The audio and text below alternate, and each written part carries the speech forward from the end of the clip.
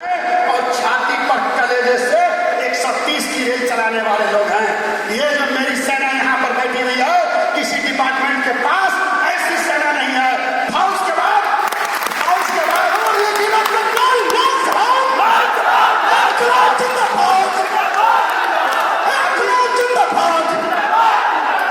Army के बाद अगर किसी के पास विदाउट आर्म्ड कोई फोर्स है तो वो फोर्स हमारे पास है। ये फोर्स है जिसकी बदौलत भारतीय रेलवे सुरक्षित चलती है। सारे लोग कोरोना में अपने घर में सोए थे, लेकिन गाड़ी कौन चला रहा था? हमारा एलपीजी, हमारा एलपी। जब ऑक्सीजन एक्सप्रेस नहीं चला था तो मोदी जी को पता नहीं था कि रेल कौन चला था। बोले TX8 चलाया, SSC कैरेट चलाया, कमर्शियल स्पेक्ट्रम चलाया, TI चलाया। और जब ऑक्सीजन एक्सप्रेस चला तो मोदी जी को मालूम हुआ, अरे यार इसमें तो ड्राइवर होगा ना। तो बोले हाँ, लोको पायलट भी रेल चलाया। तब उनको याद आया कोरोना वॉरियर्स 350 LP मरा, उसमें 29 CLI मरे। ये रिकॉर्ड है मेरे पास। और BA टेस्ट पूरे भारतवर्ष के सभी डिपार्टमेंट में BA टेस्ट बंद था, वो फूकना बंद हो गया, except local running, except guard driver. अजीब बेवकूफी थी। हमको पदम जी ने दिया केरल का, वो एयर ट्रैफिक कंट्रोलर का जजमेंट। बोला रावत जी अब ऐसे नहीं होगा, ये जजमेंट है, तुम बताओ दिल्ली हाई कोर्ट में केस फाइल करें। हम बोले करो। तो प्रसाद साहब तैयार नहीं है। हमने बूढ़े दादाजी से हम निपट लेंगे।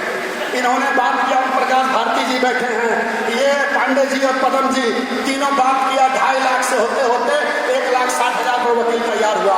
हमने कहा पैसा कोई नहीं देगा, TCR पैसा देगा। 6,000 मेंबरशिप देते हैं। नंबर 1 है हमारी टक्कर नॉर्दर्न रेलवे से होती है। मेंबरशिप में कभी ये आगे कभी हम आगे, हम पैसा देंगे। और इन्होंने केस फाइल किया और स्टे आया वहां से। रेलवे ने कहा श्रमिक स्पेशल चला रहे हैं, लोको पायलट दारू पी लेगा तो लोगों की जान चली जाएगी। हमने कहा पदम जी को सबसे पहले रेलवे के ऊपर डिफेमेशन का केस दायर करो कि कोई केस दिखा दो, एग्जाम्पल कि लोग एक्सीडेंट में लोको पायलट दारू पिया हुआ पकड़ा गया, एक्सीडेंट हुआ, एक भी केस कहो रेलवे बोर्ड को दिखाने के लिए। और नहीं किए, आप हमें डिमोरलाइज कर रहे हो, आप हमें डिफेंड कर रहे हो। कहाँ थे रघुवैया जी, कहाँ थे मिश्रा जी? चुनाव आता है तो बुलडोजर बाबा की सरकार बनाते हो, और चुनाव चला जाता है तो OPS नारा लगवाते हो, तमाशा करते हो। 1 अप्रैल 2004 से जो NPS लाया गया था इलीगल था, गैर कानूनी था। एक अध्यादेश पार्लियामेंट में ला करके 1 लाखों केंद्रीय कर्मचारी का ये पेंशन हजम कर गया। PFDR एक्ट आया कब? 2014 में। 14 से कानून बना, संसद के दोनों सदनों से पारित हुआ। 2004 से 2014 के बीच जो अध्यादेश पर यह रखा था, यह बिल्कुल गैर कानूनी है, ये नाजायज है।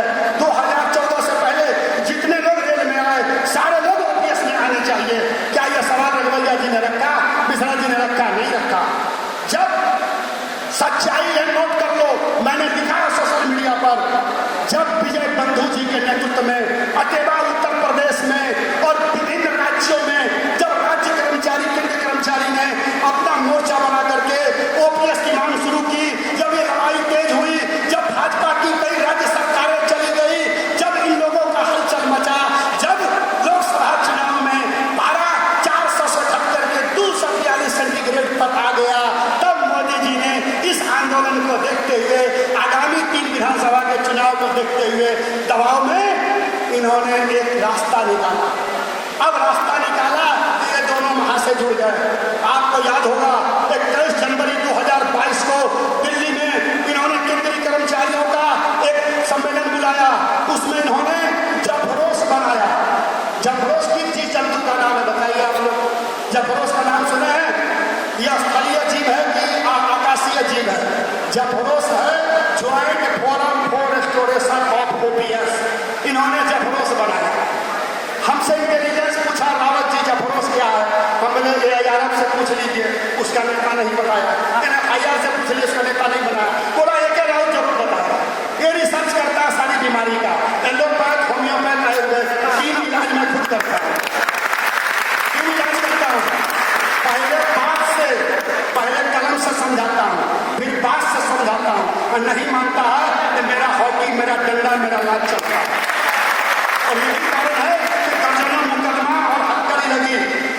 मैं रेलवे में केवल चूड़ी पहन के नहीं, हमारी महिलाएं चूड़ी पहन के आई है, मैं हथकड़ी भी पहन करके रेलवे का ट्रेड यूनियन किया हूँ रघुवैया जी और मिश्रा जी। मैं मलाई मार के, अंडा मुर्गा खा के और पीएनएम जेसीएम करके यहाँ बोलने नहीं आया और लाइन में काम करता हूँ, लाइन में काम करता हूँ दिन रात। 15 साल मालगाड़ी चलाया हूँ धनबाद डिवीजन के ग्रेडियंट में, आंधी तूफान पानी सब देखा हूँ। मैं लाइन में काम करने वाला एक नंबर आदमी हूँ, मेरा एक नंबर का खून है, इसलिए छाती ठोक के बोलता हूँ। मैं रेलवे की सुविधा को जीने वाला लोग नहीं हूँ। इसलिए ये जफरोस बना करके लड़ाई को तोड़ने का काम किया, लड़ाई को कमजोर करने का काम किया और कहाँ फंसा दिया आपको? Uninterrupted power supply. आपके घर में यूपीएस है, अनइंटरप्टेड पावर सप्लाई। हमसे ज्यादा पढ़े लिखे आप, मैं सिंपल लॉ ग्रेजुएट हूँ, आप हमसे ज्यादा पढ़े हैं। आपने मैथमेटिक्स जोड़ के देख लिया, आपका 10% आपको वापस करके कहती है सरकार हम 18.5% दे रहे हैं। क्या आपका ग्रेजुटी मेरे ग्रेजुटी के फार्मूले के बराबर है? क्या आपको 55% आपका जो सेंट्रल गवर्नमेंट पेंशन है 1972 सेक्शन 17 में जो 55% का कम्युनिकेशन है, क्या आपको मिलेगा? नहीं मिलेगा, नहीं मिलेगा 55% के हिसाब से।